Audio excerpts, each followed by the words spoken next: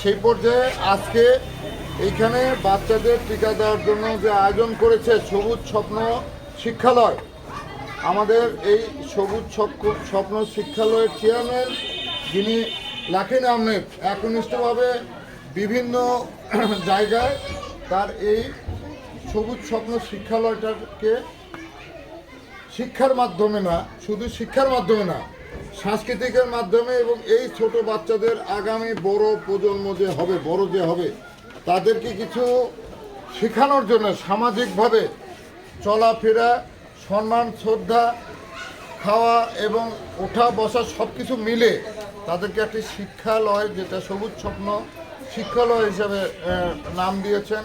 এবং এই শিক্ষালয় থেকে তারা যারা সুবিধা বঞ্চিত ছেলেমেয়ে, বিশেষ করে যাদের বড় বড় স্কুলে বা ভালো ভালো স্কুলে পড়াশোনার সুযোগ পাচ্ছে না, কী কারণে পাচ্ছে না? আর্থিক অসুবিধার জন্য।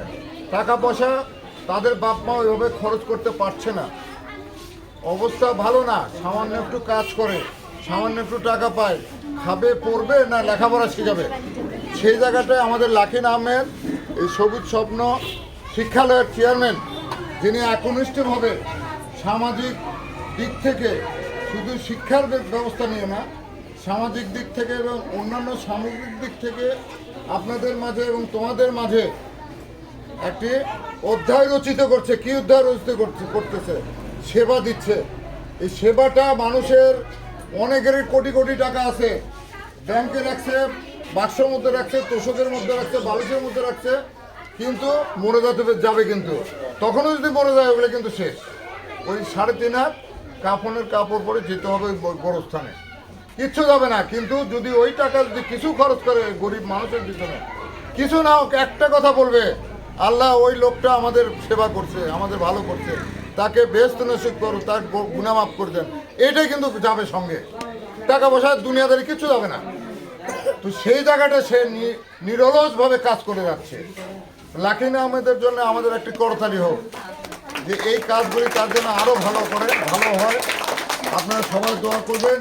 এবং আমরা যারা লায়ন্সের যারা কাজ করি, আমি লায়ন্স ক্লাবের প্রেসিডেন্ট এবং রিজিয়ন চেয়ারপারসন হেড করার, এবং সেই জায়গাটা আমি বলবো যে আপনাদের বাচ্চাদের এই শুধু লেখাপড়া নয়, আপনাদের সাংস্কৃতিকের মধ্যে দেন। আমাদের 80টা সংগঠন, এই 80টা সংগঠনে আমি নেতৃত্বে দিই।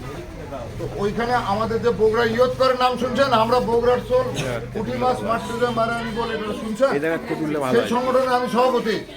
তো আপনি সেই সংগঠনে আপনি নিয়ে আসেন, বা যে কোনো সাংস্কৃতিক সংগঠনে যান, লাকিনের মাধ্যমে আমার সাথে যোগাযোগ করেন। সেই সংগঠনে কোনো পয়সা লাগবে না, বিনা পয়সায় নাচ, গান, কবিতা, আবৃত্তি, নাটক সব শিখতে পারবেন লাকিনের মাধ্যমে। আমাদের সেও কিন্তু আমার ক্লাবের ট্রেজারার, কোষাধ্যক্ষ আমার ক্লাবের। তো আমার মনে হয় যে আমাদের এই সেবাটা আপনারাও নেবেন। আপনারা সবাই ভালো থাকেন। আর যারা এই কাজটি আজকে করছেন তাদের প্রতি আন্তরিকভাবে আমরা আবার কি নাম করে দিই যে তারা কিভাবে শিক্ষা পেয়েছে। অতএব আপনারা আপনাদের বাচ্চাদেরকে এইখানে যে টিচার আছে, প্রধান শিক্ষিকা সাবিনা, সে নিরলস পরিশ্রমের মাধ্যমে সে রাত্রেবেলা নিজে কি হয় ট্রেনার হয় যে সে সকালবেলা কিভাবে পড়াবে। তো আপনারা এখানে আপনাদের বাচ্চাদেরকে শহরে দিতে হবে না, এখানেই দিবেন, তাদের প্রাথমিক শিক্ষাটা এখান থেকে লাভ করবেন। এবং আমাদের পক্ষ থেকে যত ধরনের সুযোগ সুবিধা দেওয়া যায় আমরা ইনশাআল্লাহ দেব। তো ধন্যবাদ সবাইকে। সেই সাথে যারা স্বাস্থ্যকর্মী এসেছে তাদেরকেও আমি অসংখ্য ধন্যবাদ জানাই যে আমাদের স্কুলে আসবার জন্য।